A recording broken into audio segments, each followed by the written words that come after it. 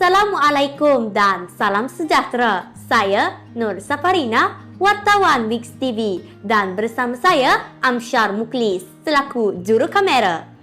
Pada hari ini telah diadakan forum perdana peringkat asrama SMKA Wataniah bersempena dengan Nuzul Al-Quran. Forum ini bertujuan untuk mendedahkan pelajar tentang ilmu Al-Quran, kepentingan dan kebaikan Al-Quran serta menyedarkan kita sepanjang bulan Ramadan ini. Tanpa membuang masa, mari kita saksikan.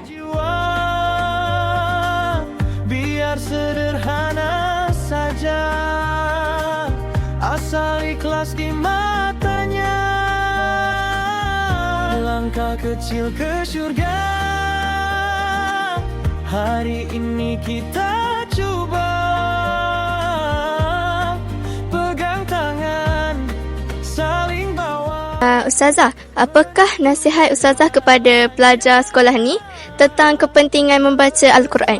Nasihat Ustazah kepada anak-anak tentang kelebihan membaca Al-Quran, jadikan Al-Quran sebagai teman dan sahabat yang paling akrab. Kerana sesungguhnya Al-Quran itu adalah kitab yang akan memberi cahaya dan menjadi peneman yang paling berharga buat kita di dunia dan akhirat. Jadi untuk anak-anak SMKA Wataniah, teruslah bersahabat dengan Al-Quran, akrabkan diri dengan Al-Quran, jadikan ia sebagai peneman. Tapi rahmat luas tak bertepi, pintu taubat sentiasa menanti. Langkah kecil ke syurga bermula dari jiwa.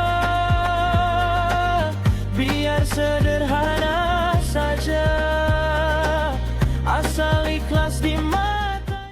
Sekian sahaja sorotan untuk episod kali ini. Terima kasih kerana setia bersama Mix TV.